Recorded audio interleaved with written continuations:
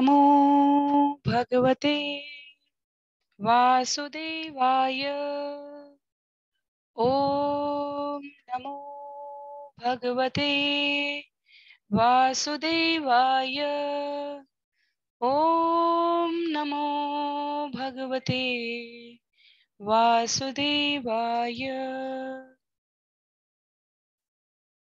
नारायणं नमस्कृत्य नरं चैव नरोत्तमं देवीं सरस्वतीं व्यासं ततो जयम् उदीरये। शृण्वतां स्वकथा कृष्ण पुण्यश्रवण कीर्तन यद्यन्तस्तो यभद्राणि विधुनोति सुयत्स्यताम्। नष्टे प्रायेष्व भद्रेषु नित्यं भागवत सेवया भगवत्युत्तमश्लोके भक्तिर्भवति नैष्टिकी। ॐ अज्ञानतिमिरान्धस्य ज्ञानाञ्जनशलाकया चक्षु उन्मीलितं येन तस्मै श्रीगुरुवे नमः। मूकं करोति वाचालं पङ्गुं लङ्घयते गिरिं यत्कृपातमहं वन्दे परमानन्दमाधवं। वाञ्छाकल्पतरुभ्यश्च कृपा सिन्धुभ्यैव च पतितानां पावनेभ्यो वैष्णवेभ्यो नमो नमः। जय श्री कृष्ण चैतन्य प्रभु नित्यानंद श्री अद्वैत गदाधर श्रीवासादि गौर भक्तवृंद। हरे कृष्ण कृष्ण कृष्ण हरे हरे, हरे राम राम राम हरे हरे। हरे कृष्ण कृष्ण कृष्ण हरे हरे, हरे राम राम राम हरे हरे। हरे कृष्णा। आप सभी को दंडवत प्रणाम। श्रीमद् भागवतम महापुराण के इन सत्रों में आप सभी का स्वागत है। हम यहाँ पर आज 118वें सत्र में स्कंद 3 अध्याय 2 आरंभ करने जा रहे हैं। स्कंद 3 अध्याय 2 जिसका नाम है भगवान श्री कृष्ण का स्मरण। इस अध्याय में 34 श्लोक हैं और हम इन्हें 2 सत्रों में श्रवण पठन और मनन करने का प्रयास करेंगे। बहुत ही संक्षिप्त पुनरावृत्ति के लिए जो हम सत्र के प्रथम भाग में करते आते हैं, पिछले 3 सत्रों में हमने स्कंद 3 के अध्याय 1 जिसका नाम था विदुर द्वारा पूछे गए प्रश्न विषय को समझने का प्रयास किया था। यदि हमें स्मरण हो तो अध्याय 1 की वार्ता का संक्षिप्त सार ये था कि शौनकादि ऋषियों ने स्कंद 2 की समाप्ति पर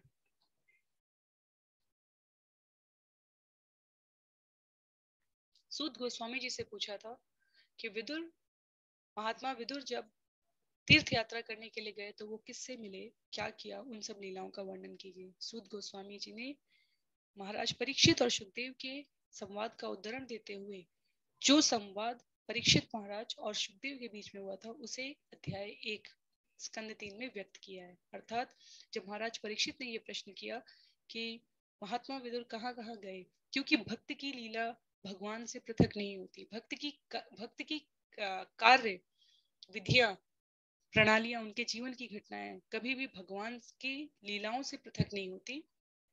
इसलिए परीक्षित ने कहा कि महात्मा विदुर जो स्वयं चलते फिरते तीर्थ हैं उनके बारे में मुझे विस्तार से बताइए, क्योंकि निश्चित रूप से जहाँ भक्त है वहां उनका सोना उठना खाना बैठना सभी प्रकार के कार्य करना चलना सभी कुछ भगवान के निर्देशन में निमित्त मात्र बन के भक्त करने का प्रयास करता है। तो मुझे महात्मा विदुर के बारे में सब कुछ बताइए। और पिछले अध्याय में प्रथम अध्याय 1 में सुखदेव गोस्वामी ने सभी प्रकार की उन घटनाओं का, किस प्रकार विदुर का अपमान हुआ, दुर्योधन ने उनको कहा कि सांस लेने के अलावा इनकी सारी अन्य संपत्तियां छीन लो। महात्मा विदुर निकल गए। महात्मा विदुर की भेंट उद्धव से होती है।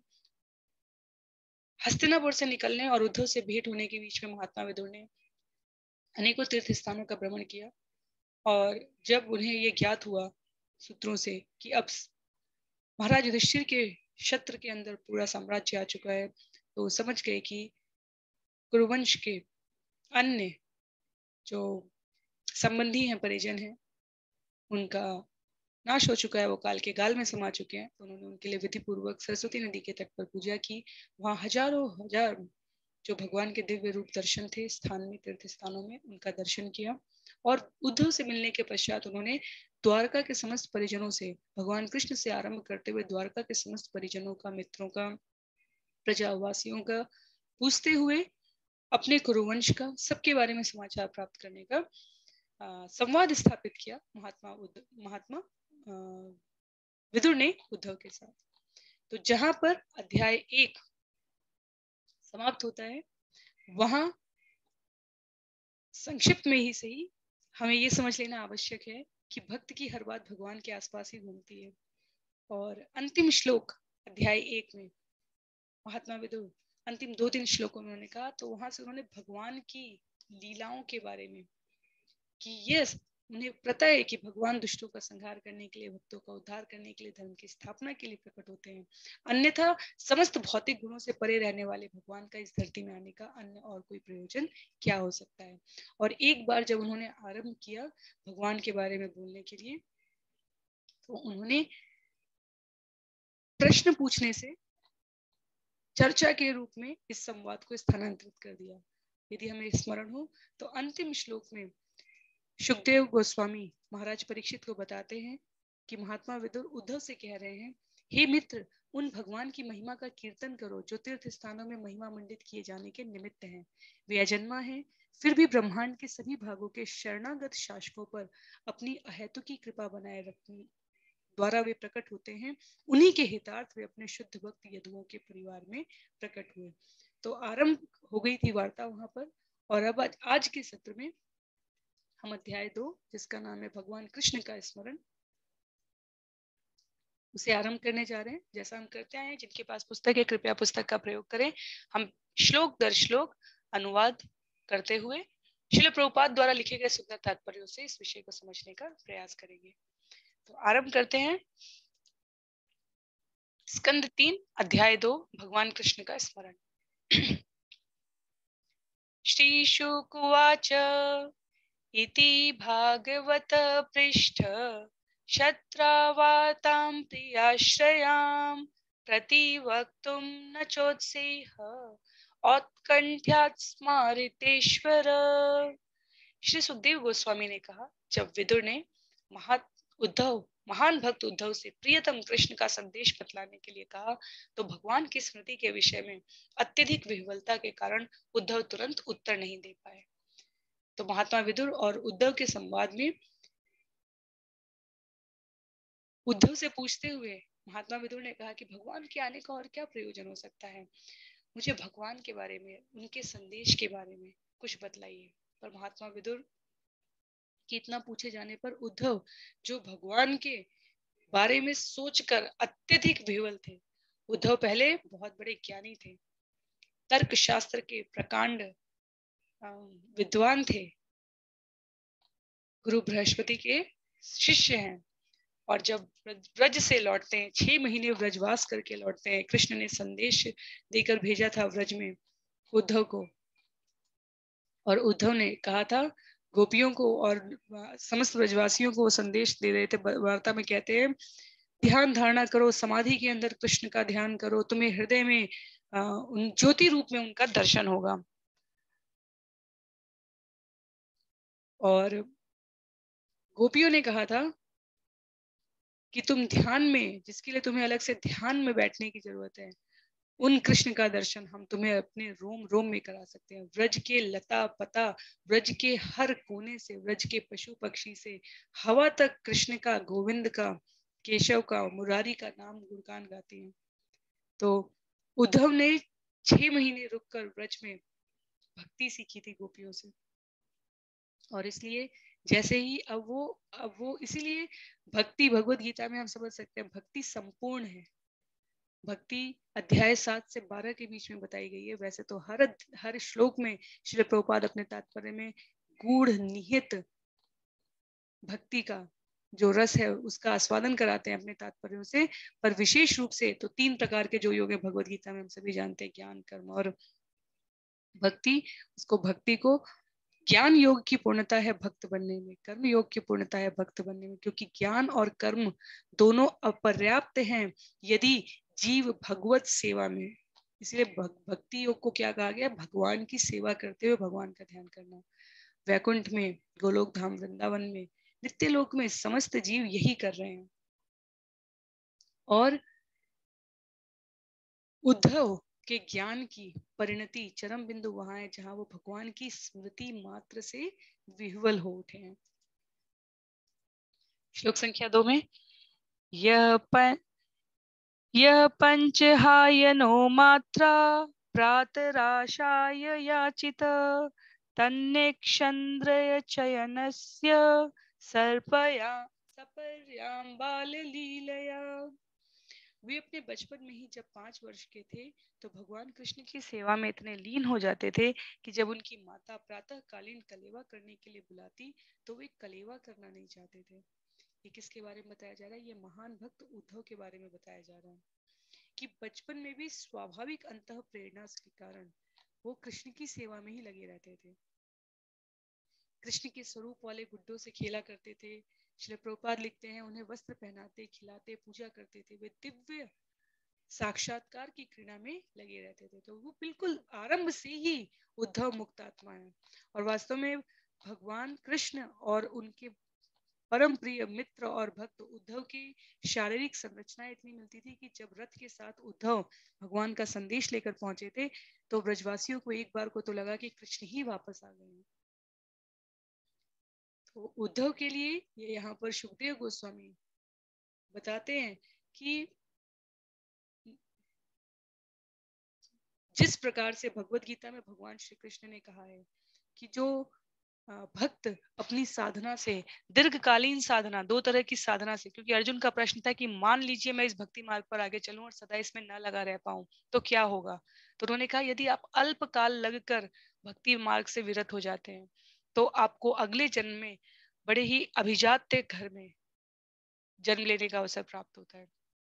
यदि आप दीर्घ काल तक लगे रहने के पश्चात फिर भक्ति मार्ग से च्युत होते हैं तो आपको भक्त परिवार में जन्म लेने का अवसर मिलता है। तो भक्त परिवार में जन्म लेने से क्या होगा? भगवान की सेवा करने का अनेकों प्रकार से अवसर होगा।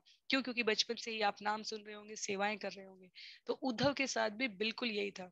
जो पंचरात्रि की विधि मंदिर पूजा होती है, उद्धव बचपन से ही उसे करने के लिए किसी अतिरिक्त प्रशिक्षण की प्रक्रिया से नहीं गुजरे थे। वो स्वाभाविकता उनमें थी। जैसे बच्चों को हम लोग बचपन में राधा कृष्ण के गुड्डे गुड़िया देते हैं, जगन्नाथ बलदेव सुभद्रा देते हैं, निताई गौर देते हैं, हनुमान देते हैं, गणेश देते हैं। तो ये एक भगवत भक्ति सीखने का, एक उनके साथ अपने आप को जोड़ने का एक प्रयास है।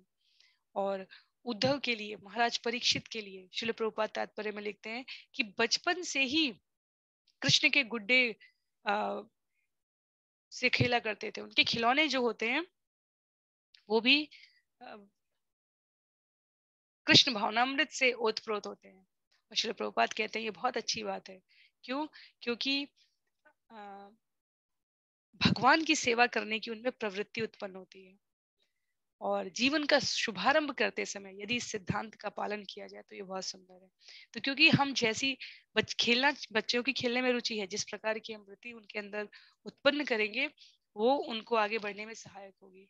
तो भगवत वृत्ति उत्पन्न करने के लिए भगवान के चिन्ह मात्र से उनको लगाए रखना श्रेयस्कर है। तो उद्धव के लिए भी है कि जब उनको कलेवा करना भी उन्हें स्मरण नहीं रहता था, क्योंकि वो कृष्ण के जिन गुड्डे से खेला करते थे उनको सजाने, संवारने, पहनाने, खिलाने, उनके साथ खेलने में इतने रत रहते थे। तो ये भक्त उद्धव का चरित्र यहाँ पर बताया जा रहा है। स कथम सेवया तस्य कालेन जर संगत पृष्ठो वार्तां प्रति ब्रूयाद भर्तुपादो अनुस्मरन। इस तरह उद्धव अपने बचपन से ही लगातार कृष्ण की सेवा करते रहे और उनकी वृद्धावस्था में सेवा की वह प्रवृत्ति कभी शिथिल नहीं हुई। जैसे ही उनसे भगवान के संदेश के विषय में पूछा गया, उन्हें तुरंत उनके विषय में सब कुछ स्मरण हो आया। हमारी कोई भी स्मृति कभी भी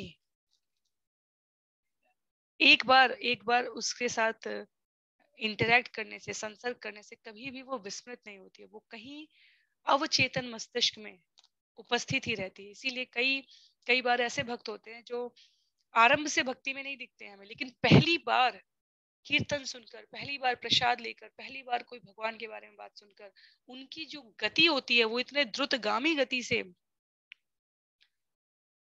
भक्ति में प्रगति करते हैं। क्यों? क्योंकि जन्म जन्मांतर की जो भक्ति तपस्या की प्रवृत्ति रही है वो अचानक से स्फुरित हो जाती है। तो उद्धव के साथ भी यही था, क्योंकि भगवान की सेवा कोई लौकिक सेवा नहीं है, कोई भौतिक सेवा नहीं है। इसीलिए कहा था एकमात्र बैंक बैलेंस जो इस जीवन के बाद के जीवन में काम आता है वो हरि नाम है। कई बार हमारे मंदिर, भारत में मंदिरों में कई स्थानों पे राम नाम बैंक है। राम नाम लिखिए, राम नाम लिखिए और बैंक में जमा कीजिए। उद्देश्य क्या है? ये जो धारणा है, ये जो विश्वास है, ये जो सत्य है, उसको पुष्ट करते रहना कि जितना भी हम इस जन्म में नाम ले रहे हैं, अगले जन्म का हमारा हरि नाम, हरि जप, हरि सेवा, भक्ति का खाता वहीं से आरंभ होता है जहां हम इस जन्म में समाप्त कर रहे हैं। इसके अतिरिक्त और कोई ऐसा बैंक बैलेंस नहीं है जो हमें अगले जन्म में काम आता है। जितनी हमने आध्यात्मिक स्तर पर भगवान की सेवा की है, चिंतन किया है, गुणगान किया है, पठन किया है, स्मरण किया है, वो सब कुछ चिरकाल तक, सदा सर्वदा के लिए शाश्वत रूप से इस आत्मा के साथ टैग कर दिया जाता है, अर्थात इस आत्मा के साथ वो खाता संबद्ध कर दिया जाता है। तो अगला जन्म जहां जहां आत्मा लेगी, जिस शरीर रूप में, वो खाता साथ साथ चलता है। तो इसलिए श्रील प्रभुपाद कहते हैं कि भक्त की सेवा प्रवृत्ति क्रमशः बढ़ती ही जाती है, वह कभी शिथिल नहीं पड़ती। क्यों? क्योंकि आपके कभी नेगेटिव मार्किंग नहीं हो रही है। कोई आपके बैंक, इस बैंक में से कुछ निकाला नहीं जा, अच्छा इस जन्म में इतना किया था, इसके बदले में मैंने तुम्हें भक्ति वाले कोटे में से इतना दे दिया है, अब तुम्हें इसको फिर से बढ़ाने के लिए यहाँ से आरंभ करना। नहीं, भक्ति का कोटा जितना है उससे बढ़ता ही जाएगा। तो यहाँ उद्धव के लिए कहा जा रहा है कि उद्धव वृद्ध हो गए थे, क्योंकि भगवान 125 वर्ष तक हैं। भगवान और कृष्ण और बलराम के लिए कहा जाता है कि वो केवल वृद्ध होते, उनकी उम्र बढ़ती जा रही थी, पर उनका जो तरुण स्वरूप था उसमें कोई अंतर नहीं आया था। पर शारीरिक स्तर पर होने वाले परिवर्तन के उद्धव दिखने में चिन्हित हो रहे थे कि वो वृद्ध हो चुके हैं, पर उनकी दिव्य स्तर की जो सेवा थी वो परिपक्व हो चुकी थी। तो उनकी स्मृति इंटैक्ट थी, उनकी स्मृति कुछ भी विस्मृत नहीं की थी, सब कुछ उनके विषय में उन्हें स्मरण था। शुद्ध भगवत भक्ति का वास्तव में यही लक्षण होता है। जैसे अभी आगे इसी स्कंद में अंतिम कुछ अध्यायों में जब देवहूति और कपिल भगवान की वार्ता होगी, तो वहां भगवान कहेंगे, वहां भगवान बताते हैं कपिल भगवान कि लक्षणम भक्ति योगस्य, अर्थात शुद्ध भगवत भक्ति का लक्षण यही है कि भगवान के बारे में सारे संदर्भ सहित स्मरण रहते हैं विषय भक्त को। यदि उसने एक बार भी उसको पढ़ा, सुना, समझ लिया है तो जैसे ही महात्मा विदुर यहाँ पर भगवान के बारे में प्रश्न करते हैं, उद्धव को सब कुछ स्मरण रहता है और वो आरंभ करते हैं। समूहतं भूतुष्णीम कृष्णांघ्रि सुधया भृशम तीव्रेण भक्ति योगेन निमग्न साधु निवृत। वे क्षण भर के लिए एकदम मौन हो गए और उनका शरीर हिला डुला तक नहीं। वे भक्ति भाव में भगवान के चरण कमलों के स्पर्श रूपी अमृत में पूरी तरह निमग्न हो गए और उसी भाव में वे गहरे उतरते दिखने लगे। कई भक्तों के लिए, यहाँ तो उद्धव और महान महान भक्त उद्धव और महात्मा विदुर की बात हो रही है, कलयुग में भी कई भक्तों के लिए कहा जाता था कि उनके सामने अगर भगवान के जिस नाम से उन भक्त का विशेष अनुराग होता है, यदि उस नाम का वो श्रवण कर लेते थे तो उनको नाम समाधि लग जाती थी। चैतन्य महाप्रभु के लिए ऐसा कहा जाता है। स्वयं सुखदेव गोस्वामी के लिए कहा जाता है। राधा रानी के तोते थे, राधा नाम सामने सुनने से उनकी महीनों की समाधि लग जाती थी। और परीक्षित महाराज के पास तो केवल 7 दिन का समय था, इसलिए प्रत्यक्ष रूप से राधा रानी को यहाँ पर नहीं कहा गया। पर जहाँ जहाँ सुखदेव गोस्वामी स्मरण करना चाहे हैं, उन्होंने प्रत्यक्ष रूप से राधा रानी को यहाँ इसी श्रीमद् भागवतम में स्मरण किया है। तो जहाँ वो विषय आएंगे वहां हम उसकी भी चर्चा करेंगे। तो उद्धव ने जैसे ही भगवान के बारे में विदुर जानना चाहते हैं, ऐसा लगा जैसे कि वे भगवान के चरण कमलों के स्मरण रूपी अमृत में निमग्न हो गए हैं। उन्हें वैसा ही आनंद मिला जैसा कि भगवान की उपस्थिति में भी अनुभव करते हैं। जैसे गोपियां, कृष्ण सुबह निकल जाते थे गैया चराने के लिए और शाम को गोधूली बेला में वापस लौटते थे, पर गोपियां दिन भर अपने क्रियाकलाप में निमग्न रहते हुए भगवान के बारे में इस प्रकार वार्ता करती थी जैसे कृष्ण यहीं कहीं अगल बगल आस पास ही हो। कई बार तो इतनी विह्वल होकर आपस में चर्चाएं करती थी, जैसे लगता था कि आपस में नहीं, सीधे कृष्ण से ही संवाद कर रही हैं। तो ये दिव्य गतिविधियां दिखावे का विषय नहीं है। जो भगवान की भक्ति के दिव्य उन्माद में इस अमृतमय सुधा का रसपान करते रहते हैं, इस आनंद में अधिकाधिक गहरे उतरते जाते हैं, उनके जीवन की हर गतिविधियों में ये लक्षित होता है। तो भगवान का दर्शन प्रदर्शन का विषय नहीं है, वो स्वतः स्वाभाविक रूप से भक्त की हर गतिविधि में लक्षित होने लग जाता है। मीराबाई के लिए जन श्रुति है कि एक बार की कथा आती है कि एक उनको उनको क्योंकि मीराबाई जब शरीर रूप में उपस्थित थी तो उन्होंने भगवान की भक्ति सहज सरल श्वास निश्वास की तरह की थी, बचपन से की थी। सबको उनकी कथा तो बहुत अच्छे से पता है, पर भक्त के जीवन में भगवान के स्मरण मात्र से जो दिव्य उन्माद होता है, जो अनुभूति होती है, वो उनकी दिव्यता को किस प्रकार दर्शित करती है कि एक बार एक साधु ने नकली साधु ने नकली मतलब साधु का वेश बनाकर उनके पास आया और कहे कि मैं जैसे तुम कृष्ण के संबंध में सदा सर्वदा सोचती हो, मैं सदा तुम्हारे संबंध में सोचता हूँ। इस प्रकार की अशोभनीय वार्ता उन्होंने मीराबाई से की और कहा कि जैसे तुम भगवान के संसर्ग में रहती हो वैसे मैं तुम्हारे संसर्ग में रहना चाहता हूँ और मैं तुम्हारे साथ संबंध स्थापित करना चाहता हूँ। और मीराबाई ने कहा, उन्होंने कहा अच्छा बिल्कुल। उन्होंने किसी प्रकार का अतिरिक्त, क्योंकि वो तो चेतना, उनकी दिव्य चेतना सदैव भगवान के स्मरण में है, तो उन्होंने तब तक मीराबाई ने राजमहल का त्याग करके अलग अलग तीर्थों में भ्रमण आरंभ नहीं किया था। तो उन्होंने जो आसपास दासियां थी उनको कहा कि राजमहल के बाहर नगर के चौराहे पर सेज सजाई जाए, क्योंकि ये जो कथित रूप से व्यक्ति हैं, ये जिस प्रकार मैं भगवान का चिंतन करती हूँ उसी प्रकार मेरा चिंतन करते हैं। और जो साधु के रूप में व्यक्ति प्रवंचना करने के लिए आया था, वो इतना लज्जित हो गया। क्यों? क्योंकि भगवान के बारे में स्मरण करने से जो शारीरिक लक्षणों से युक्त हमारी उपलब्धि, पद, प्रतिष्ठा, नाम, सम्मान, अपमान, इस प्रकार की प्रवृत्तियां होती हैं, वो भी अपने आप में दिव्य हो जाती है। पर क्योंकि जो व्यक्ति मीराबाई के पास आया, उसकी शारीरिक बुद्धि, शरीर स्तर पर उसका बोध कि मेरा अपमान हो सकता है, मेरा सम्मान हो सकता है, ये मीराबाई ने क्या कह दिया। तो मीराबाई, बाद में मीराबाई से जब पूछा गया तो उन्होंने कहा, मैं तो अपने कृष्ण को किसी भी नगर, गली, चौराहे, कोने, हर जगह सर्वत्र पाती हूँ। तो मीराबाई के पास इतना कोई समय भी नहीं था कि वो उस व्यक्ति को सर्टिफिकेट देने चले हैं अच्छा है या बुरा है। वो तो सिर्फ अपने और कृष्ण के संबंध में बताए थे। कहने का तात्पर्य यहाँ पर यह है कि ऊपर से दिखावा करके कोई अपने आप को भक्त नहीं बन सकता। जो भक्त बनता है उसके शरीर में, उसकी वाणी में, उसके व्यवहार में, उसके हर वक्तव्य में कृष्ण को साक्षात केंद्र में रखकर जो भी प्रवृत्ति की जाती है वो दिव्य अपने आप प्रस्तुत होने लगती है, दृष्टिगोचर होने लगती है। जैसे चैतन्य महाप्रभु जब भगवान का नाम सुनते थे तो उनके शरीर में जो 8 प्रकार के दिव्य परिवर्तन होते हैं वो स्वतः ही दृश्यमान होते थे। चैतन्य चरितामृत अंत्य भाग जो है उसमें कृष्णदास कविराज गोस्वामी जी ने बहुत सुंदर इसका वर्णन किया है। जो 8 प्रकार के दिव्य परिवर्तन होते हैं भक्ति योग के चरमोत्कर्ष पर पहुंचे हुए भक्तों में, अश्रु, कंपन, प्रस्वेदन, बेचैनी, रोमांच, गले का रुदना इत्यादि, श्रील प्रभुपाद लिखते हैं विदुर के समक्ष उद्धव में इन सबका प्राकट्य हुआ।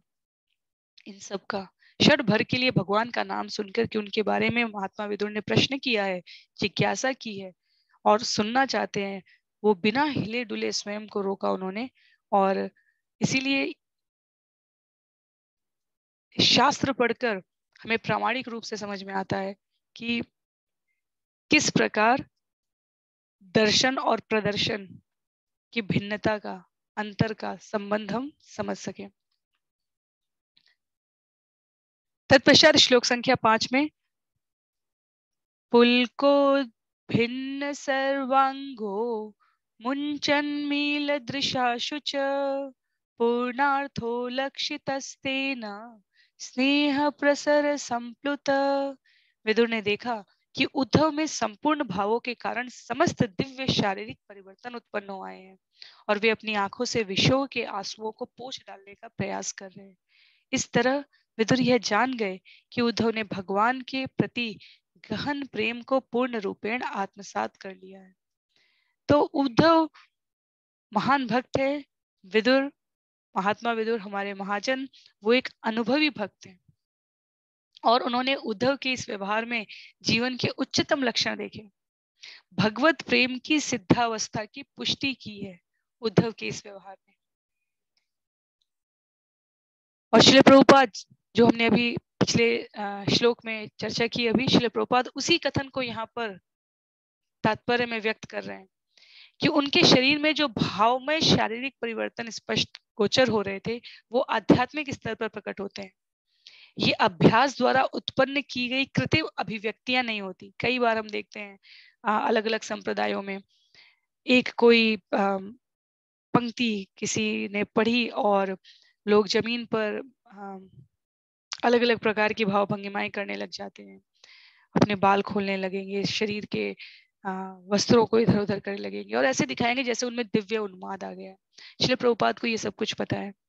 श्रील प्रभुपाद इसीलिए पढ़ने वाले श्रोताओं को चेतावनी देते हैं कि अभ्यास द्वारा कृत्रिम रूप अभिव्यक्तियां ये जो की जाती हैं, ये उत्पन्न, ये कपटी अवस्था में की जाती है। क्यों?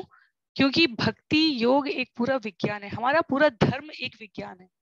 ज्ञान जो वेदों में है उसको कार्य रूप में, व्यवहार रूप में कैसे परिणत करें, विस्तार रूप में भक्तों के द्वारा, शास्त्रों के द्वारा, लीलाओं द्वारा स्वयं भगवान ने प्रस्तुत किया है। तो भक्ति योग एक पूरा विज्ञान है।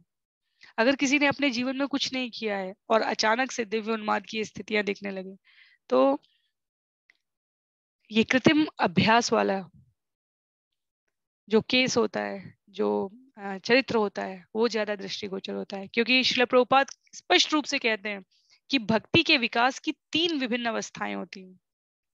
पहली अवस्था में भक्त भक्ति संहिताओं में संस्तुत विधि विधानों का पालन करता है, अर्थात जैसे आरंभिक, इसीलिए श्रील प्रभुपाद दीक्षा के समय क्या बताते थे, 4 नियम का पालन करना। क्योंकि पहली अवस्था सदा सर्वदा अपनी मनोवृत्ति को पवित्र करना है। पहले कई बार हमारे कई जीवन इसमें ही निकल जाते हैं। 4 नियमों का पालन करना, कम से कम 16 माला करना, भगवान के बारे में श्रवण पठन मनन स्मरण आचरण, उनकी ग्राह शिक्षाओं का लाना। तो ये प्रथम अवस्था है। दूसरी अवस्था कहते हैं भक्ति की स्थायी दशा का आत्मसात होना। हमारी चर्चा, हमारी वार्ताएं, हमारी क्रियाविधि सब भक्तिमय हो जाती है। और अंतिम अवस्था है दिव्य शारीरिक अभिव्यक्ति के लक्षणों वाली भाव अवस्था। चैतन्य चरितामृत जो कृष्णदास कविराज गोस्वामी ने लिखी है, चैतन्य भागवत जो वृंदावन दास ठाकुर ने लिखी है, तीनों में आदि भाग, मध्य भाग और अंत्य भाग है। अंत्य अर्थात अत्यंत हृदय के अत्यंत निकटस्थ प्रिय। भक्ति की 3 अवस्थाएं दिखाई गई। पहले नियम पूर्वक भक्ति संहिता में जो नियमावली है, जो संस्तुतियां हैं, उनका जीवन में पालन करना। तत्पश्चात दूसरी अवस्था है जहां आत्मसात कर लेना, उसकी अनुभूति होना। ये नहीं कि हम जब सभा में उपस्थित हैं, लोगों के समक्ष हैं, तब हम बहुत बड़े भक्त बन रहे हैं, कथा सुना रहे हैं, और जब हम घर पर हैं, एकांत में हैं, तो हमारी वृत्तियां अभी भी भौतिक लिप्साओं में लगी हुई हैं। तो ये कृत्रिम अवस्था होती है। कलयुग के लिए श्रील प्रभुपाद ने यहाँ तक कहा है कि हम सब में चीटिंग प्रोपेंसिटी, दिखावा करने की, छल करने की प्रवृत्ति इतनी ज्यादा है कि यदि छल भी करना है तो कम से कम भक्ति का करें। अर्थात जैसे अंग्रेजी में कहा गया है, fake it unless you make it. तब तक करें उसको जब तक कि वो आपका आचरण न बन जाए, व्यवहार न बन जाए। और ऐसे बहुत सारे व्यक्तियों की कथा आती है जब वो भगवत भक्त होने का, समाज में स्वीकारोक्ति, किसी समाज विशेष में स्वीकारोक्ति प्राप्त करने के लिए भगवत भक्त होने का दिखावा करते हैं, और भगवान कृष्ण कहते हैं दुनिया का सबसे बड़ा चीटर तो मैं हूं। चीटर अर्थात छल करना। और भगवान क्योंकि दिव्य हैं, उनकी सारी आध्यात्मिक गतिविधियां दिव्य हैं, आध्यात्मिक हैं। तो अगर जो भक्त बनने के प्रयास में असली में, नकली में, मनोवृत्ति से, रोजगार वृत्ति से, किसी भी तरीके से प्रयास करते हैं, तो भगवान कहते हैं मैं उसको निश्चित रूप से एक सच्चा भक्त बनने का अवसर देता हूँ। जैसे हम सभी को वो कथा है, पता है कि एक बाबा जी कृष्ण की कथा कहते थे, वृंदावन आए थे, हमेशा से कहते कहते एक बार वृंदावन आए और 1 महीने की कथा में कहते रहे भगवान भवसागर से पार करते हैं, भगवान भवसागर से पार करते हैं। एक बालिका ने सुना, जो प्रतिदिन दही बेचने, मक्खन बेचने, छाछ बेचने आती थी, उसने सुना तो वो अपना पैसा बचाकर यमुना नदी को पार करके आती थी। तो पार करने की जो नौकाई की होती है उसको बचाकर वो चलते हुए आती थी, और यमुना उसको प्रतिदिन सुबह जल्दी आती थी और प्रतिदिन रात्रि में अंधकार होने के पश्चात उसे जाना होता था।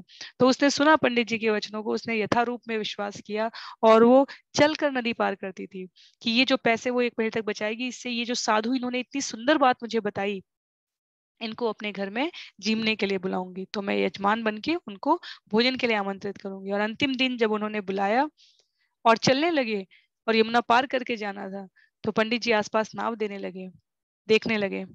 और वो बच्ची कहती है कि पंडित जी, आपने तो कहा था कि भवसागर पार हो जाते हैं, तो आपको नाव की क्या आवश्यकता है? उन्होंने कहा, अरे पगली, ये तो शब्द व्यंजना है, कहने की बात है।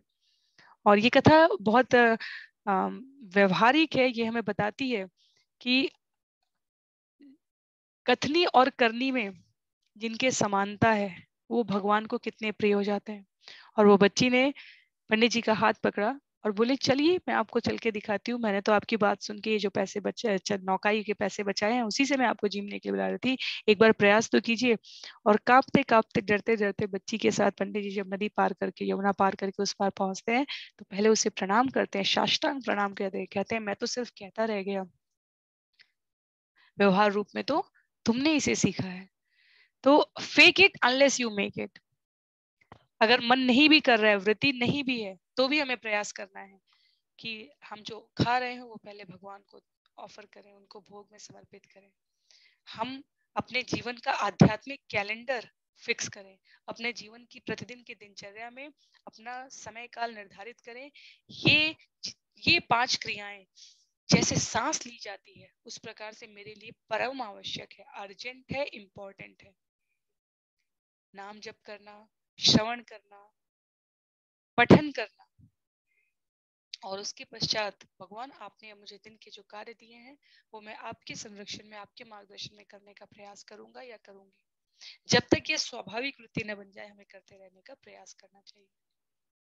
तो भक्ति की 9 विधियों से भक्ति विज्ञान आरंभ होता है। श्रवण करते रहने से हृदय की अशुद्धियां जब धुलने लग जाती हैं, जितनी धुलती जाएंगी भक्ति में जीव उतना दृढ़ होता जाएगा, और दृढ़ विश्वास, स्वाद, अनुभूति, ये सब दिखने लग जाएंगे। क्यों? क्योंकि जीवन में परिवर्तन स्पष्ट रूप से होता है। कई बार लोग कहते हैं आप भगवान का नाम लेते हैं, आपके जीवन में क्या परिवर्तन हुआ? इस प्रकार के प्रश्न पूछने वालों के विरोध में हमारे मन में कोई कुत्सित विचार नहीं आते, बल्कि भगवान से कृपा मांगने की यदि भाव आए, भगवान से की दया समझ में आए कि ऐसे प्रश्न, ऐसे विचार करने वालों का भला कीजिए, तो समझ लीजिए कि हमारे जीवन में भक्ति करने का प्रभाव परिलक्षित होने लगा है। और तीसरी स्थिति है जो उद्धव की यहाँ पे है, जो चैतन्य महाप्रभु की यहाँ पर है। श्री रूप गोस्वामी जी ने भक्ति रसामृत सिंधु में इस स्थिति का, अंतिम स्थिति का बहुत सुंदर वर्णन किया है। तो श्लोक संख्या 6 को देखते हैं। शनके भगवत लोकात नृलोकम पुनः आगत विमृज्य नेत्रे विदुरम प्रीत्या आह उद्धव उत्स्मयन्। प्रीत्याहुद्धव उत्स्मयन्। महाभागवत उद्धव तुरंत ही भगवान के धाम से मानव स्तर पर उतर आए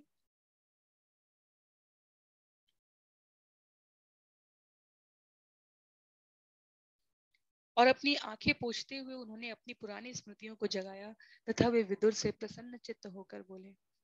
तो भगवान के बारे में बात करते ही जो शुद्ध भक्त हैं वो भगवान के धाम के स्तर पर पहुंच जाते हैं और मानव स्तर पर उतर कर आए, क्योंकि उन्हें यहाँ पर संवाद करना था विदुर से। तो अपनी पुरानी स्मृतियों को जगाते हुए वो विदुर से प्रसन्न चित्त होकर बोलते हैं।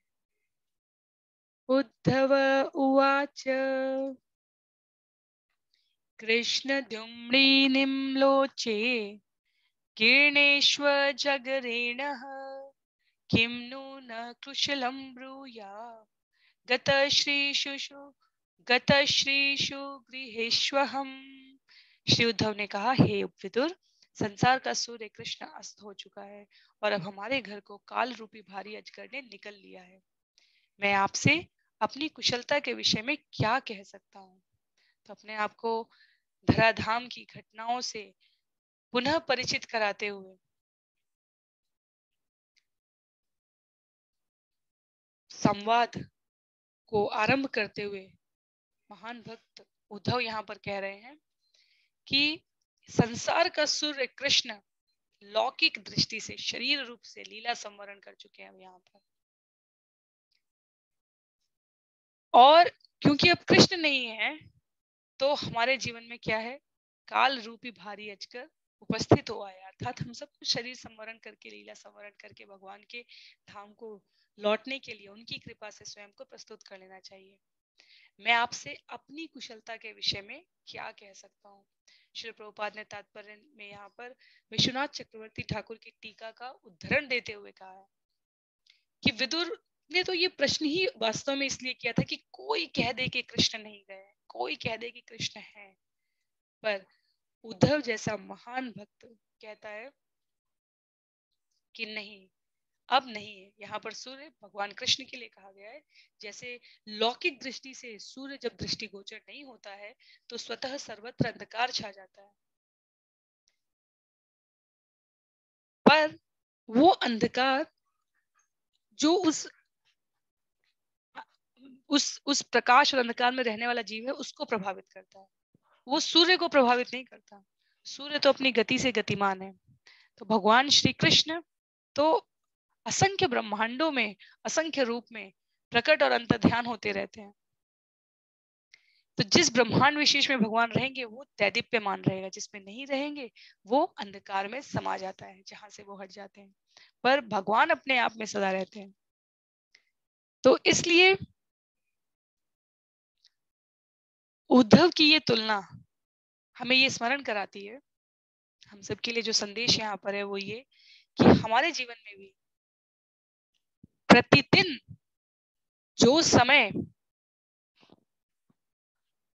हम भगवान के श्रवण में, भगवान के संग में, भगवान के ध्यान में, चिंतन में, उनके द्वारा निर्देशित कर्तव्य की तीसरी में लगाते हैं, वही सिर्फ प्रकाशमान है, वही गिनने योग्य है।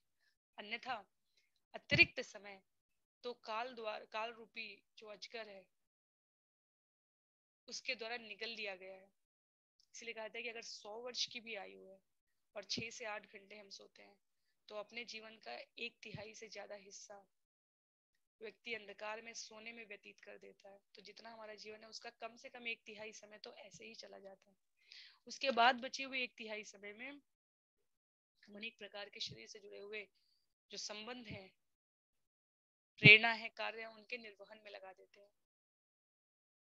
और जो 1/3 समय बचा उसमें भी यदि हम भगवान का स्मरण नहीं कर रहे हैं, चिंतन नहीं कर रहे हैं, तो इस मानव जन्म का हेतु प्रयोजन निष्फल हो जाता है। इसलिए कई आचार्यों ने पूछते हैं कैसी दिनचर्या होनी चाहिए, तो कई आचार्यों ने सही 8+8+8 का, अर्थात 8 घंटे आपके जीवन में स्वयं के लिए विश्राम करने के लिए, स्वयं के ऊपर समय देने के लिए, अपनी दिनचर्याओं की वृत्तियों को करने के लिए चाहिए। 8 घंटे आपका समय शरीर से संबंधित जो क्रियाएं हैं, गतिविधियां हैं, लोगों के साथ सोशल, सामाजिक स्तर पर परिवार के रूप में जो जिम्मेदारी है उसका निर्वहन चाहिए। पर निश्चित रूप से 8 घंटे का समय आपका स्वयं का होना चाहिए। इसलिए जब भक्ति सिद्धांत सरस्वती महाराज ने, श्रील प्रभुपाद के गुरु ने नाम जप की संस्तुति की थी, तो वो 64 माला कहते थे। 64 माला। श्रील प्रभुपाद ने समझा कि व्यवहारिक दृष्टि से 64 माला के नाम पर जीव 4 माला भी नहीं करेगा, तो उन्होंने कहा कम से कम उस 8 घंटे का 1/4 भाग माला पर, दूसरा 1/4 भाग श्रवण और पठन पर लगाना चाहिए। अर्थात 16 माला करनी चाहिए, जिसमें 1.5 से 2 घंटे का समय लगता है। अगले 1.5 से 2 घंटे हमें प्रतिदिन भगवत गीता, भागवतम, चैतन्य चरितामृत, उनको पढ़ने में, सुनने में लगाना चाहिए। तो कम से कम 8 में से वो जो 4 घंटे हैं, और इसीलिए अब तो सभी भौतिक संसाधनों का प्रयोग श्रील प्रभुपाद कहते थे कि हमें प्रयोग करना चाहिए भगवत प्राप्ति के लिए। इसलिए अब जितने प्रकार के सोशल प्लेटफॉर्म्स हैं, जो सुविधाएं हो जिससे हमारे समय की बचत हो, रास्ते में अगर हमें प्रतिदिन यात्रा करनी पड़ती हो, कहीं आना जाना हो, तो श्रवण करते रहना चाहिए। अगर पठन करने के लिए पुस्तक हाथ में उठाने का अवसर नहीं भी है, इसीलिए इस एक सत्र में प्रतिदिन जब मेरा अनुरोध रहता है कि अगर घर में पुस्तक उपलब्ध है तो उसको उठाइए, एक एक जाप करने, एक श्लोक पढ़ना है, जिससे हमारे जीवन की जो गुरु आज्ञा है वो सही दिशा में निर्देशित हो सके। तो उद्धव यहाँ पर कहते हैं कि वो जो हमारे जीवन का सूर्य था, कृष्ण थे, वो अस्त हो चुके हैं, अर्थात वो लीला संवरण कर चुके हैं। हमें नहीं दृष्टिगोचर हो रहे हैं। जैसे सूर्य उपस्थित है भौतिक जगत में, वैसे वो निश्चित रूप से उपस्थित है, पर हमें नहीं दृष्टिगोचर हो रही है। हमारे लिए दुर्भाग्य की बात है। अगले श्लोक में कहते हैं, दुर्भगो बतलोको यम यदवो नितरामपि ये संवसंतो न विदुर हरिमीना इवोडुपम। समस्त लोकों समेत यह ब्रह्मांड अत्यंत अभागा है। यदुकुल के सदस्य तो उनसे भी बढ़कर अभागे हैं, क्योंकि वे श्रीहरि को भगवान के रूप में नहीं पहचान पाए, जिस तरह मछलियां चंद्रमा को नहीं पहचान पाती। तो उद्धव यहाँ पर हतप्रभ है और यदुवंश के सदस्यों के लिए कह रहे हैं कि वे भगवान को नहीं पहचान पाए। जैसे मछलियां, यहाँ तुलना की गई है, जैसे मछलियां चंद्रमा को नहीं पहचान पाती। तो यदुवंश की लीला, यदुवंशियों के लिए क्यों कहा जा रहा है? वैसे सभी पार्षद है भगवान के, भगवान की लीला रूप में आए हैं और लीला संवरण के पश्चात सभी को वापस जाना है। पर कथा रूप में हम सबको सीखने सिखाने के तत्व के रूप में जो घटना यदुवंश में हुई थी, वो हम सबको पता है कि किस प्रकार मूसल लीला हुई, किस प्रकार राजा कंस के बंदी घर में, सीकचों में देवकी और वसुदेव को, तो आरंभ से लेकर भगवान कृष्ण के जन्म के समय से लेकर यदुवंश के विनाश तक की जो पूरा घटनाक्रम की लड़ी है, उसको स्मरण करके उद्धव कहते हैं कि ये राजा भोज, शार्कत, कुरुवंश, पांडवों को छोड़कर ये भगवान के प्रकट होने के बाद भी भगवान को समझ नहीं पाए। जैसे मछलियां, इतना घनिष्ठ संबंध था कि उन्होंने इसे ऐतिहासिक व्यक्ति, बहुत परम पुरुषार्थी इस प्रकार से समझा, पर भगवान के संग में सदैव रहते हुए पूर्ण पुरुषोत्तम भगवान के रूप में नहीं पहचान पाए। तो अब जैसे चंद्रमा, और चंद्रमा की जो तुलना की गई उसके लिए श्रील प्रभुपाद कहते हैं कि जैसे चंद्रमा का जन्म क्षीर सागर से हुआ है। जब समुद्र मंथन होता है तब हमें पता है और जो क्षीर सागर की मछलियां थी, उन्हें ये नहीं लगा कि चंद्रमा हमसे पृथक है। उन्हें क्या लगा, चंद्रमा भी मछली जैसा है। श्रील प्रभुपाद कहते हैं इसलिए जो अभागे लोग कृष्ण को पहचान नहीं पाते, वो ऐसी ही मछलियों के तुल्य हैं। वे उन्हें कुछ ऐश्वर्यों में अधिक प्रभावशाली समझ पाते हैं, पर ये नहीं समझ पाते कि समस्त ऐश्वर्यों के स्रोत ये स्वयं है। तो अब यहाँ से उद्धव संवाद रूप में महात्मा विदुर के सामने वो पूरा घटनाक्रम लाएंगे कि क्यों यदुवंश के लोग अभागे कहे गए यहाँ पे। इंगितज्ञा पुरुप्राणा एका रामाश्च सात्वता सात्वतां वृषभं सर्वे भूतावासाम भूतावासाम अमंसत। यदुगण अनुभवी भक्त, विद्वान तथा मनोवैज्ञानिक अध्ययन में पटु थे। इससे भी बड़ी बात यह थी कि वे सभी लोग समस्त प्रकार की विश्रांति में भगवान के साथ,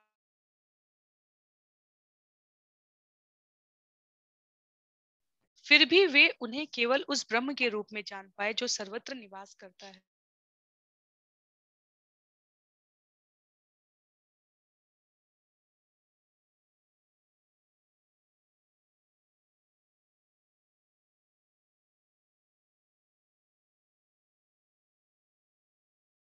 तो यहाँ पर महात्मा विदुर को बताते हुए महाराज परीक्षित और सुखदेव की वार्ता को उद्धृत करते हुए उद्धव बता रहे हैं, जिसे सूत गोस्वामी प्रस्तुत कर रहे हैं सौनकादि ऋषियों के सामने, कि यदुगण अनुभवी भक्त थे, विद्वान थे, मनोवैज्ञानिक अध्ययन में पटु थे। इससे भी बड़ी बात थी कि समस्त सभी लोग समस्त प्रकार की विश्रांति में भगवान के साथ रहते थे, फिर भी वे उन्हें केवल उस ब्रह्म के रूप में जान पाए जो सर्वत्र निवास करता है। उन्हें लगता तो था कि भगवान है, परम सत्ता है, सभी प्रकार के कर्मकांड विधियों में वो लगे हुए थे, पर ये नहीं देख पाए कि जो वास्तव में उनके पास है वो स्वयं भगवान ही है। इसीलिए व्रज में, व्रज के कृष्ण और द्वारका के कृष्ण, मथुरा के कृष्ण की भक्ति करने वाले लोगों में पृथकताएं,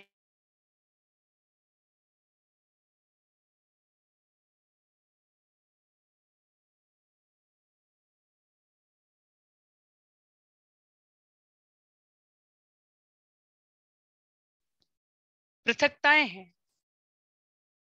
क्यों है वो पृथकताएं? वो पृथकताएं इसलिए है क्योंकि वहां एक जगह ऐश्वर्य है, एक जगह भक्ति है, और ये भक्त के भाव के अनुसार ये यथामाम प्रपद्यन्ते, जो मुझे जिस भाव से स्मरण करता है उसके सामने मैं उसी प्रकार लक्षित होता हूँ।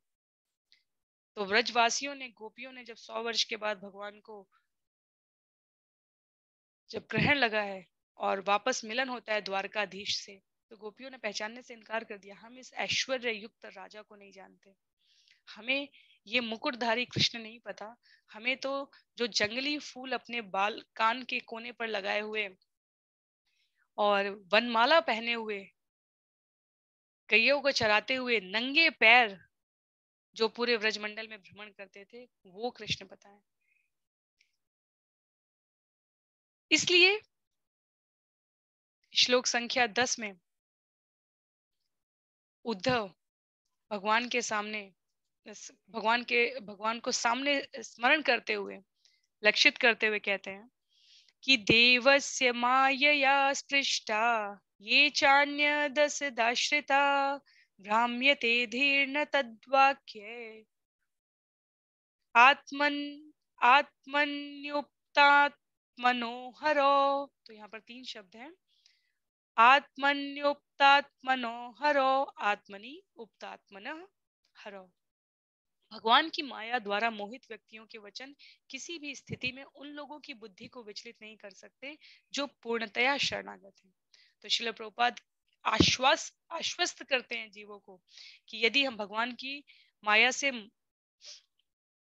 मोहित हो रहे हैं तो इसका अर्थ ये है कि अभी हमें थोड़ी और शरणागति की आवश्यकता है, थोड़ी और शरणागति की।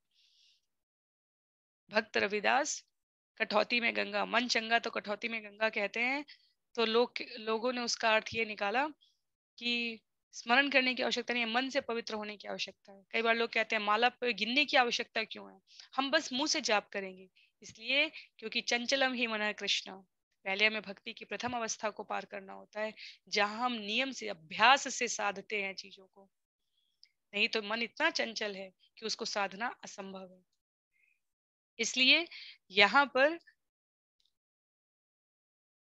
महात्मा विदुर ने अनुरोध उद्धव से इसलिए किया क्योंकि उद्धव दृष्टि मात्र से यदुवंश के संबंधियों जैसे प्रतीत हो सकते हैं, पर आध्यात्मिक दृष्टि से वो भक्त श्रेणी में आते हैं, जहां वो भगवान की माया से मोहित नहीं होते। क्यों? क्योंकि वो पूर्णतया भगवान पर शरणागत होने की कला में निपुण हो चुके थे, पूर्ण रूप से दीक्षित हो चुके थे, सिद्ध हस्त हो चुके थे। जितने भी प्रकार के लोभ, प्रलोभन जीवन में आए, वो हर कृत्य त्याज्य है जो भगवान की स्मृति से, भगवान की सेवा से हमें दूर करे। हमें लगे कुछ क्षण की बात है, कुछ समय की अंतराल की बात है, लेकिन यहीं पर हम माया के बंधन में आ जाते हैं। जब हमारी शरणागति इस तरह की हो कि हमारे जीवन में ऐसा कुछ घटित नहीं हो सकता जो भगवान की संस्तुति के बिना हो रहा हो, और हम अपने जीवन में प्रयास पूर्वक ऐसा कुछ नहीं करेंगे जो हमें किसी भी प्रकार से भगवान की स्मृति से दूर ले जा रहा हो, तो ये शरणागति की उच्चतर अवस्था की ओर प्रयास करने की हमारी वृत्ति को दर्शित करता है, और भगवान फिर उसी प्रकार से प्रत्युत्तर देते हैं। तो इस श्लोक में उद्धव यही कहना चाह रहे हैं कि भगवान के संबंध में जिसकी बुद्धि कभी विचलित ना हो। आज हमारे साथ अच्छा हुआ, भगवान बहुत अच्छे हैं। आज हमारे साथ बुरा हुआ, भगवान मेरे साथ ऐसा क्यों किया। इस प्रकार की मनोवृत्ति वाले विचलित हृदय के, विचलित वृत्ति के हैं, अर्थात उनके जीवन में अभी पूर्ण शरणागति नहीं आई है। तत्पश्चात तो उद्धव यही कहना चाहते हैं यहाँ पर कि हमें ये समझने का प्रयास करना है। तत्पश्चात श्लोक संख्या 11 में प्रदर्श्या तप्त तपसाम अवृतप्त दृशाम नृणाम आदायांतरधाद्यस्तु स्वबिंबम लोकलोचनम। भगवान श्री कृष्ण जिन्होंने पृथ्वी पर सबों की दृष्टि के समक्ष अपना नित्य स्वरूप प्रकट किया था, अपने स्वरूप को उन लोगों की दृष्टि से हटाकर अंतर ध्यान हो गए जो वांछित तपस्या न कर सकने के कारण उन्हें यथार्थ रूप में देख पाने में असमर्थ थे। तो अवितृप्त दृश्याम कहा गया यहाँ पर। शरीर रूप से जब भगवान व्रज से निकलकर मथुरा में जाते हैं, तो गोपियों का रुदन इतना कारुणिक था, उनका क्रंदन इतना दर्दनाक था कि एक बार को अक्रूर को भी लगा कि वो बहुत हिंसक कार्य कर रहे हैं कृष्ण और बलराम को व्रत से दूर करके। और भगवान ने कई जगह कहा है मैं वृंदावन का कभी त्याग नहीं करता। दोनों बातें कही गई है, और तत्व की दृष्टि से भी ये सत्य है और लौकिक दृष्टि से भी ये सत्य है। कथा है इसकी कि भगवान का रूप वृंदावन से बाहर जाता है, लेकिन भगवान का स्वरूप वहीं था। और उसके पश्चात गोपियों की दशा क्या थी, वो वैसे भी जो 5 प्रकार के रस होते हैं उसमें वैसे भी वो अलग अलग संबंधों के साथ ब्रजवासी, नंद बाबा, यशोदा मैया, वात्सल्य, माधुर्य, सखा, अलग अलग रसों को जीने वाले ब्रजवासी शरीर रूप में जब भगवान की स्थिति, कथा रूप में जब भगवान की स्थिति दिखी, तब भी उनकी वृत्ति भगवान पर शरणागत के रूप में थी। और जब भगवान लीला के पात्र के रूप में ब्रजवासियों का प्रयोग करते हुए ब्रज से मथुरा चले जाते हैं, तब भी उनके प्रतिदिन की गतिविधियों में कृष्ण ही केंद्र में रहे। पर जो विचलित शरणागत में रहते हैं उनके लिए ऐसा करना मुश्किल है। इसलिए यहाँ पर उद्धव कहते हैं कि भगवान ने तो सभी की दृष्टि के समक्ष अपना नित्य स्वरूप प्रकट किया था, लेकिन जो उनको वांछित तपस्या न हो सकने की वजह से देखने में असमर्थ थे, उन सबके सामने से अपने स्वरूप को अब भगवान ने उनकी दृष्टि से हटाकर स्वयं को अंतर ध्यान कर लिया। जैसे कई बार किसी प्रकार के शो को देखने के लिए हमें एक अलग प्रकार के चश्मे लगाने की आवश्यकता होती है। क्यों? क्योंकि वो तो वहां पर उपस्थित है पर हम नहीं देख सकते। जैसे हमारे जो हमारा विजन रेंज होता है, जो हमारे देखने की क्षमता होती है, वो एक निश्चित सूर्य के प्रकाश में मनुष्य एक ऐसा प्राणी है जो सबसे अधिक रंगों को देख सकता है, 1700 से ज्यादा रंगों को। पर रंग वास्तव में उससे भी अधिक होते हैं। और पशु कुछ 8-10, कुछ पशु केवल श्वेत श्याम देख सकते हैं। सफेद और काला ही सब, हर रंग में उन्हें सिर्फ सफेद और काले की अनुभूति होती है। तो रंग तो है पर हमारी योग्यता क्षमता पर निर्भर करता है कि हम कितना देख सकते हैं। तो वही स्थिति, भगवान तो है पर हम कैसे देख सकते हैं ये हम पर निर्भर करता है। ये हमारी योग्यता पर, अर्हता पर निर्भर करता है। तो नामदेव ने भगवान के लिए भंडारे का आयोजन किया था, भक्तों को उनके संतृप्ति के स्तर तक प्रसाद खिला सके इसके लिए। और जो रसोई में आए भोजन के जो भोग की तैयारी और सब कुछ सुनिश्चित था, तो जो जहाँ भोजन रखा हुआ था सारा, वहां जो रखवाले थे, एक कुत्ता बार बार आता है और वो उसे हटा देते हैं, झिटकार देते हैं। और नामदेव ने कुत्ते की में भी देखा कि ये भी तो प्रसाद ग्रहण करने के लिए आया हुआ कोई भक्त हो सकता है, बस हमें शरीर रूप में इस तरीके से दिख रहा है। तो उन्होंने उसके लिए भी पत्तल लगवाई कि इसको भी संतृप्त किया जाना चाहिए। चैतन्य चरितामृत में लीला आती है, कि लीला में कथा आती है कि 4 महीने के लिए जब भगवान चैतन्य महाप्रभु ने जब संन्यास ले लिया था और जगन्नाथपुरी में निवास करने लगे थे, तो हर वर्ष 4 महीने के लिए नदिया से, समझ लीजिए आज के पश्चिम बंगाल से लोग पुरी आया करते थे, उड़ीसा आया करते थे 4 माह के लिए। और शिवानंद सेन, भगवान के परम भक्त, चैतन्य महाप्रभु की लीला में वे इस यात्रा की पूरी व्यवस्था करते थे। और एक बार की यात्रा में एक कुत्ता भी उनके साथ चलता रहा। और शिवानंद सेन उसकी भी पूरी व्यवस्था करते थे।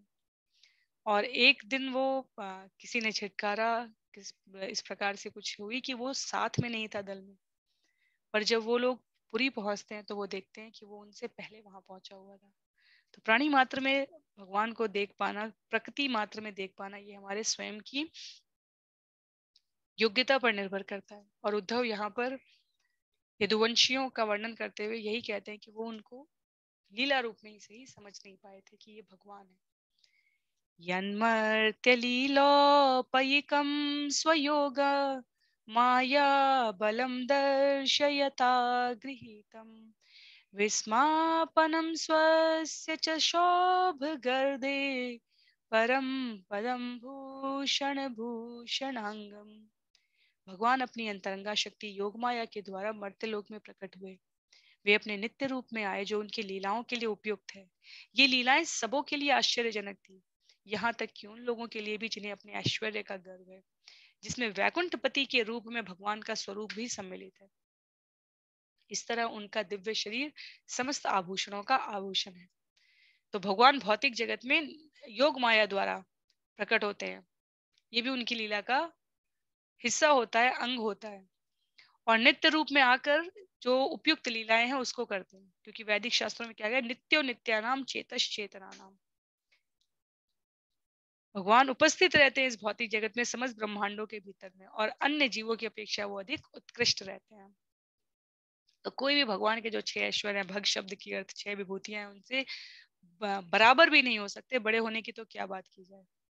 तो जब इस ब्रह्मांड में वो आते हैं तो मनुष्य रूप में प्रतीत होते हैं, क्योंकि वो लीलाओं के लिए उपयुक्त शरीर है। अभी अगर कोई 4 हाथों वाला व्यक्ति लीला करने के लिए आ जाए, नारायण रूप में भगवान आ जाए, तो हम उसे असामान्य व्यक्ति मानने लगेंगे और शायद बहुत सारे लोग भयभीत भी हो जाएंगे। और उस रूप में जो लीलाएं भगवान करेंगे, मनुष्य उससे अपने आप को जोड़ नहीं सकेगा, क्योंकि वो कहेगा भगवान के तो 4 हाथ हैं। इस महापुरुष के अगर भगवान ना भी कहे तो इसके तो 4 हाथ हैं। तो बिल्कुल साधारण रूप में इसलिए आते हैं भगवान, क्योंकि वो जोड़ सके, दिखा सके, व्यवहार रूप में हम आचरण कर सके, ऐसा चरित्र प्रदर्शित कर सके। पर जो कुसंग बुद्धि हैं, जिन्होंने अभी इतना साधा नहीं है अपने जीवन को आध्यात्म की दृष्टि पर, उनके लिए ये सब आश्चर्य होता है, भय उत्पन्न करने वाला होता है, रोमांच का नकारात्मक पक्ष होता है। जैसे कंस के भेजे गए राक्षसों को बिना किसी हथियार के, बिना किसी अतिरिक्त सहायता के कृष्ण सिर्फ अपने शारीरिक बल से, बुद्धि से, मेधा से परास्त करते जा रहे थे, मारते जा रहे थे, परास्त नहीं करते जा रहे थे, मारते जा रहे थे। तो भी कंस एक के बाद एक के बाद एक के बाद एक भेजता जा रहा है, ये सोचे हुए कि क्या एक साल, 3 साल, 5 साल, 7 साल, 15 साल, 15 साल तक तो नहीं गए थे, 11 साल, इतने इतनी उम्र के बच्चों के लिए इतने बड़े बड़े असुरों का संहार करना संभव है? यदि नहीं है तो निश्चित रूप से ये कोई विशिष्ट प्राणी है, और यदि ये विशिष्ट प्राणी है तो जो भविष्यवाणी हुई है, मरना तो एक दिन सबको है। लेकिन हम क्या है, हम अपनी स्थिति की स्वीकारोक्ति नहीं करना चाहते, और यही हमारे समस्त प्रकार के कष्टों में बहुत बड़ा कारक होता है। तो इसलिए उद्धव यहाँ पर इस मनोवृत्ति को स्पष्ट इसलिए कर रहे हैं ताकि हम अपनी स्थिति का सही सही आकलन कर सके कि हम किस श्रेणी में आते हैं। और अब उद्धव स्मरण करते हैं कथाओं को। यद्मन् सुनोर्बतराजसूये निरीक्ष्य दृक्स्वस्य ययनं त्रिलोक काश्रयेण चाद्ये गतं विधातुर् अर्वाक्सतो कौशलमित्यमन्यत्। महाराज युधिष्ठिर द्वारा संपन्न किए गए राजसूय यज्ञशाला में उच्चतर, मध्य तथा अधोलोकों से सारे देवता एकत्र हुए। उन सबों ने भगवान कृष्ण के सुंदर शारीरिक स्वरूप को देखकर विचार किया कि वे मनुष्यों के सृष्टा ब्रह्मा की चरम कौशलपूर्ण सृष्टि है। तो जो वहां पर उस कथा का हम सबको पता है प्रसंग, जिसकी जैसी दृष्टि उसके लिए वैसी सृष्टि। तो कम से कम लोग इतना समझ पाए कि ये ब्रह्मा जी की कौशलपूर्ण सृष्टि का चरम उत्कर्ष है, इतना दिव्य सौंदर्य है भगवान का कि इनसे सुंदर अब और कोई भी नहीं हो सकता। और कहाँ कहाँ भगवान के दिव्य सौंदर्य का वर्णन किया गया है? तो वहां राजाओं के मध्य में वो उन्हें क्या लगे, जहां पर तीनों लोकों के, ऊर्ध्वलोक, मध्यलोक, अधोलोक, तीनों लोकों के बड़े बड़े दिग्गज मनीषी उपस्थित थे, उन्होंने भी इन्हें किस रूप में स्वीकार किया? आश्चर्य के रूप में। इससे सुंदर कुछ नहीं हो सकता।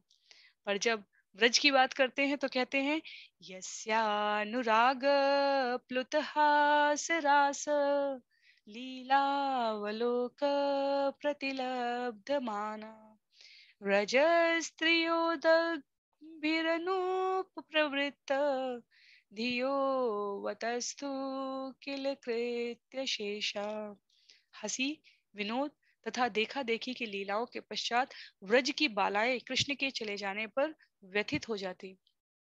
वे अपनी आंखों से उनका पीछा करती थी, अतः वे हतबुद्धि होकर बैठ जाती और अपने घरेलू कामकाज पूरा न कर पाती। जैसे जीवन में जब कृष्ण नहीं है तो किसी भी प्रकार के कृत्य का कोई अर्थ नहीं है। तो एक जगह पे राजसी ठाट बाट में लोगों ने उनको ब्रह्मा की चरमोत्कर्ष सिद्ध कृति माना। एक जगह व्रजमंडल में जहाँ किसी प्रकार के अतिरिक्त वैभव की आवश्यकता नहीं है, कृष्ण की उपस्थिति मात्र ही समस्त प्रकार की प्रसन्नता का कारण होती थी, वो माना। तो इसलिए उद्धव बताते हैं आज के सत्र का अंतिम श्लोक, श्लोक संख्या 15 में, स्वशांत रूपे श्वितरे स्वरूपे अभ्यर्द्यमानेष्वनुकंपितात्मा परावरेषु महदंश युक्तो यजोपि जातो भगवान यथाग्नि। आध्यात्मिक तथा भौतिक सृष्टियों के सर्व दयालु नियंता भगवान अजन्मा है, किंतु जब उनके शांत भक्तों तथा भौतिक गुणों वाले व्यक्तियों के बीच संघर्ष होता है तो वे महत तत्व के साथ उसी तरह जन्म लेते हैं जिस तरह अग्नि उत्पन्न होती है। तो ये दो श्रेणियों के भक्तों की यहाँ पर हमने बात देखी। एक शांत भक्त, भौतिक गुणों वाले व्यक्ति। इन दोनों के बीच में क्या अंतर है? जो शांत भक्त है उनमें कोई भौतिक लालसा नहीं होगी। जैसे मुक्तात्माएं लालसा रहित होती है, परमहंस होती है, उन्हें किसी भी प्रकार की, यहाँ तक कि मोक्ष की भी कोई लालसा नहीं होती। तो जो वो जीवन जीते हैं उसे कर्तव्य रूप में भगवान के दिव्य प्रेम भक्ति के रूप में जीते हैं। उन्हें इस बात की कोई अतिरिक्त प्रयास करने की आवश्यकता नहीं होती स्वयं को प्रस्तुत करने के लिए कि कहाँ है, किस तरह के कार्य करने चाहिए उन्हें। लेकिन जब भौतिक कर्मियों, ज्ञानियों, योगियों की प्रवृत्ति के विषय में बात करते हुए महात्मा विदुर के सामने उद्धव महाराज कह रहे हैं, जो महान भक्त हैं, वो कहते हैं कि लेकिन जब भौतिक लालसा वाले कुछ व्यक्ति आते हैं तब उनके बीच टकराव होता ही होता है। जैसे उदाहरण के लिए प्रहलाद और हिरण्यकशिपु। हिरण्यकशिपु ने भी सिद्धि प्राप्त करने के लिए तपस्या की, विष्णु से नहीं ले चाहिए थी उन्हें सिद्धि, ब्रह्मा से चाहिए थी। तो शांत रस में प्रहलाद आ गए, वैष्णव भक्त, और महान कर्मी और ज्ञानी के रूप में कौन आ गया? हिरण्यकशिपु। कर्मी थे, इतना बड़ा तप किया था, संभव नहीं है सामान्य रूप से करना। ज्ञानी थे, क्योंकि उन्हें स्थिति पता थी कि तप के द्वारा कुछ भी सिद्धि प्राप्त की जा सकती है। पर जब इनमें टकराव होता है तो भौतिक गतिविधियों में लिप्त भक्तों में और शांत रस में लिप्त भक्तों में, तो उद्धव बताते हैं यहाँ पर कि भगवान अपने शुद्ध भक्तों के प्रति महान कृपावश अपने स्वांशों के साथ साकार रूप में प्रकट होते हैं।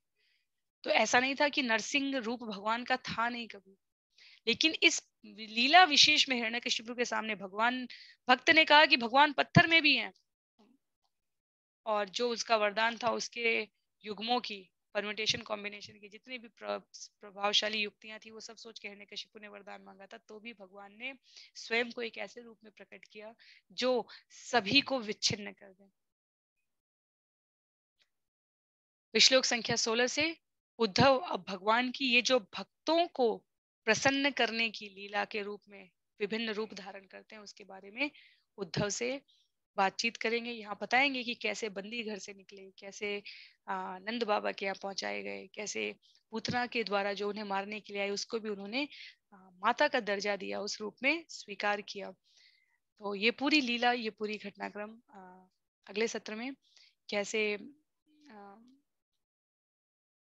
रास नृत्य का आस्वादन लिया, संक्षिप्त में यहाँ पर देंगे, पर उद्धव वो पूरा प्रसंग, वो वर्णन संक्षेप में, क्योंकि भक्त मिलेंगे तो भगवत चर्चा ही होगी, भगवान की लीला कथा की चर्चा होगी, तो उसका यहाँ पे रसास्वादन कराने के लिए इस अध्याय के जो आगे के श्लोक है उसमें इसका वर्णन किया गया। तो अगले सत्र में हम उस विषय को समझने का प्रयास करेंगे। आज के लिए सत्र को यहीं पे विराम करते हैं। श्रील प्रभुपाद की जय, श्रील गुरुदेव की जय, अनंत कोटि वैष्णव वृंद की जय, श्रीमद् भागवतम महापुराण ग्रंथ की जय। हरे कृष्णा।